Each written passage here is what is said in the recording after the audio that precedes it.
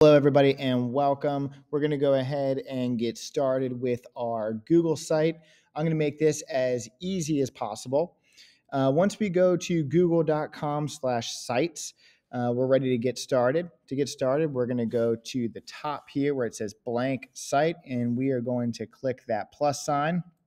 And that is going to make us a brand new website. This one right now, if we look in the top left, is called Untitled Site. We want to call this the name of our file. So this isn't the name of the website. This is just the name of the file in Google. So what we are going to do is, just like with all of our other files, we're going to call this our last name, comma, first initial, and then underscore, and we're going to call this website. And once we've renamed the file, we're going to click return on our keyboard. And notice how it changed this to your last name, comma, first initial. This is the name of your website. And we do not want it to be your last name, comma, first initial, underscore website. We want that to be your first and last name. So in order to change that, we're just going to double click it. And we're just going to rename it your first and last name. I'm going to call mine Mr. Malloy. You're going to call yours whatever your first and last name is. And once you do that, you can just click kind of anywhere, and then it's going to rename your website to your first and last name. Now, this is going to be our home page. This is where when you go to the website that it takes you to first, where it says your page title. Instead of having it say your page title, we are just going to hover over here. We are going to double click again or select all of this type. We're going to click delete, and using our all caps, we are going to call this welcome. WELCOME. And that way, when people come to our website, we are greeted with a nice big welcome sign. And once you rename it like that, go ahead and just don't hit return because it's going to give you a new line. So you want to make sure you just click off into some of this sort of blank white space here. So then that way you don't have to worry about having extra space or having the formatting be weird or anything like that. Okay. Now, this is our home page, but notice how we don't have any other pages up here. So when I hover, I get this sort of blank page. There's nothing to click on. This is the most boring site ever made. So now it's time to make some pages. And the pages are sort of the meat and potatoes of all site structure or skeletons. So that way we can have places to go, different rooms, as it were, on our site. Now, to do that, we have to go over to this right column here.